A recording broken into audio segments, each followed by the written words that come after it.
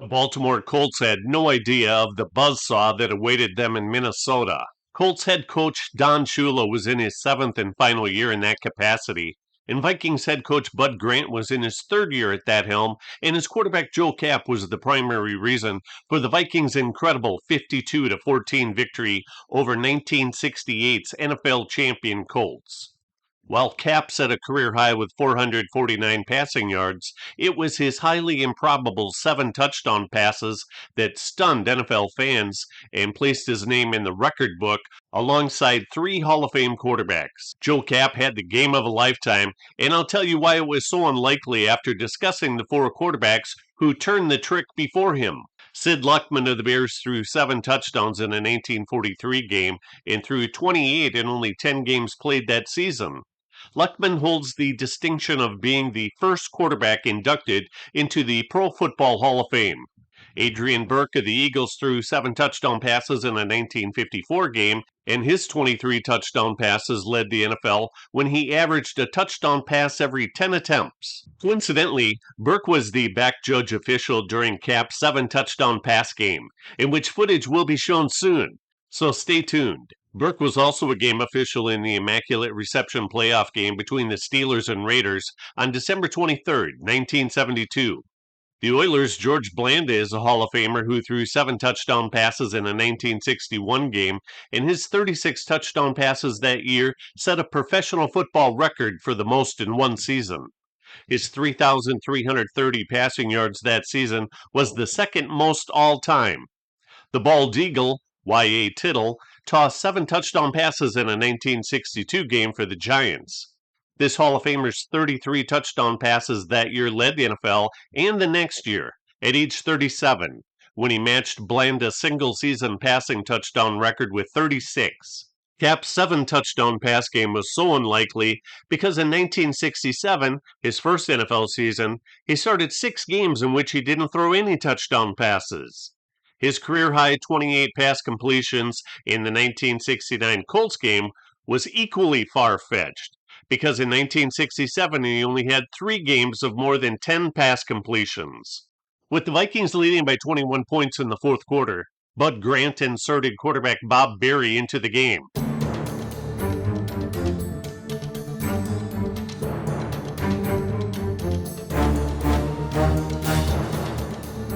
It was his last game as a Viking until 1973 when he returned to play for Minnesota.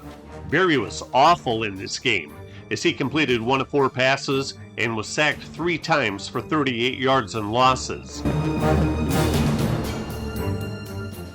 Berry was a 1964 11th round draft pick by the Eagles, but his draft rights were traded to the Vikings that year.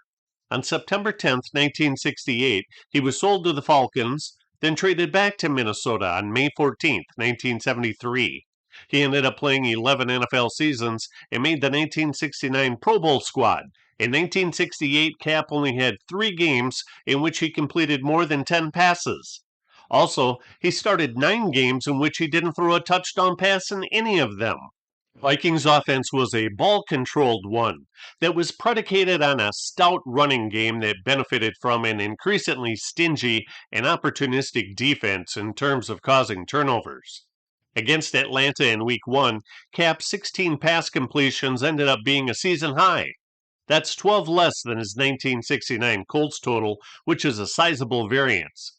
His 191 passing yards were the second most for him in 1968. Out of his 10 touchdown passes for the year, 3 were in this game. In 1969's Week 5 game against the Cardinals, Kapp threw 3 touchdown passes, but didn't throw any during the last 6 games of the regular season, nor did he pass for more than 100 yards in any of those games. In fact, over his NFL career, he only topped 200 passing yards in a single game 5 times. In 1969, Kapp only had 3 games in which he had more than 10 pass completions. Given these anemic passing statistics and the fact that the 1968 Colts only gave up 9 passing touchdowns all year, and in 10 of the 14 regular season games they allowed 10 or less points scored, there was absolutely no reason to believe that Joe Kapp would complete 28 of 43 passes for 449 yards and 7 touchdowns. And His two backup quarterbacks combined for 13 passing attempts, so he missed a good chunk of the game. Kapp went to Osborne again on their fourth play, and the Vikings scored from 18 yards out. Osborne had a big day receiving with 6 catches for 80 yards and this touchdown. The next time the Vikes got the ball, Kapp hit a streaking Gene Washington in stride for an 83-yard scoring strike.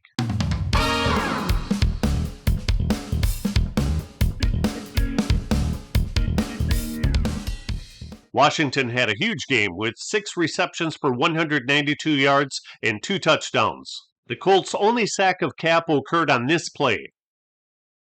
Defensive tackle Fred Miller swung Kapp to the turf. Kapp's only interception was on this lately thrown pass that Dennis Gaubatz pilfered.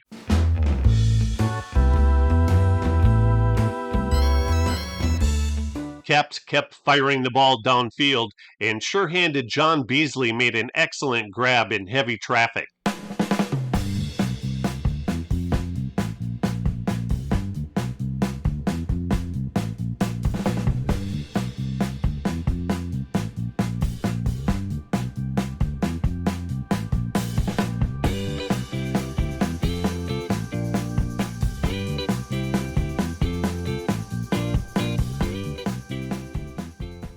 Kapp temporarily cooled off when he underthrew this pass to Gene Washington, but Lenny Lyles broke up the play.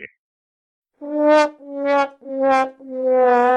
not try the same play, but with a different receiver, Bob Grimm?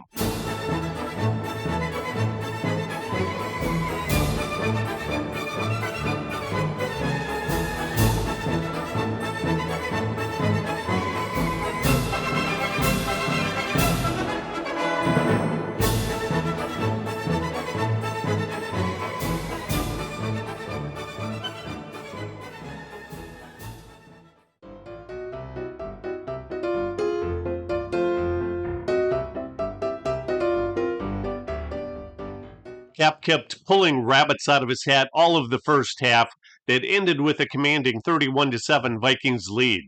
One would think that Kapp would ease off the gas pedal in the second half, but he didn't.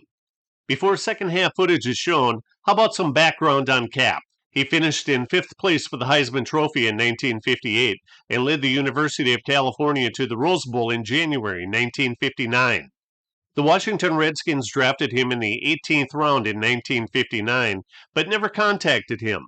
So he signed a contract with the Calgary Stampeders of the CFL, for whom he played 2 years. In 1959, he punted 69 times for an abysmal 29.6 yards per boot. In 1961, the BC Lions traded 4 players for Kapp, and in 1963, he was the CFL MVP. In 1964, he led the Lions to their first Grey Cup championship. In 8 CFL seasons, he led the league in passing yards 5 times and in touchdown passes 3 times. Kapp wanted to play in the NFL, and in 1966, when the Redskins waived their rights to him, the Vikings claimed his rights and signed him to a contract. In the second half, Kapp showcased some unconventional passing that nevertheless moved the yard markers.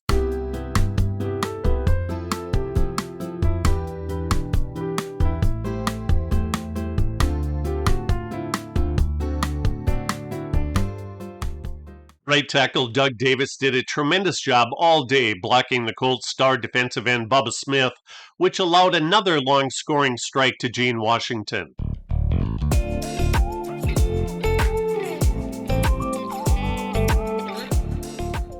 When the Colts answered with a touchdown of their own, evidently Kapp felt threatened and continued to air it out.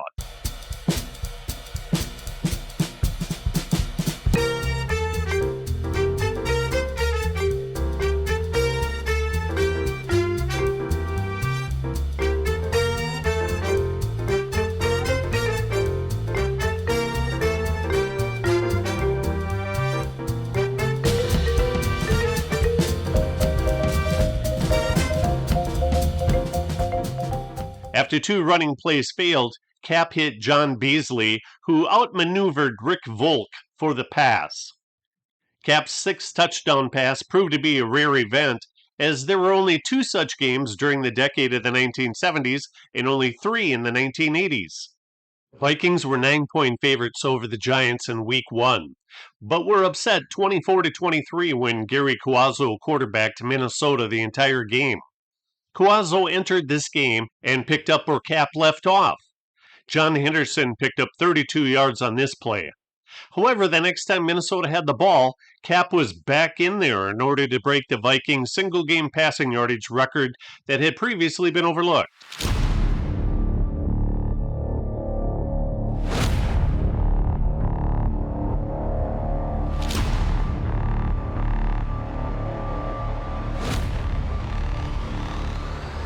After Kapp seemingly left the game for the final time to a standing ovation, third-string quarterback Bob Lee took over for a spell, as did the primary backup quarterback Gary Cuozzo, who probably wished that he hadn't after he received a hard shot to the neck and head by right defensive end Roy Hilton.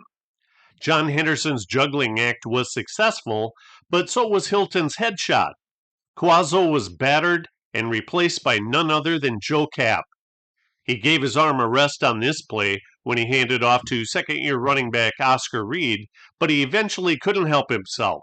He was having the game of a lifetime and was riding the wave for all it was worth.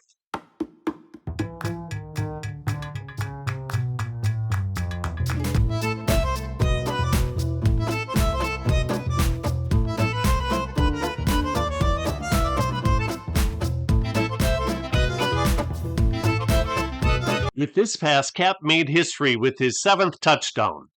There were no 7-touchdown pass games in the NFL in the 1970s, 1980s, 1990s, or 2000s. The next one was 44 years later in 2013 by Peyton Manning. Kapp's other claim to fame is that he is the only player to play in a Rose Bowl game, Grey Cup game, and Super Bowl game.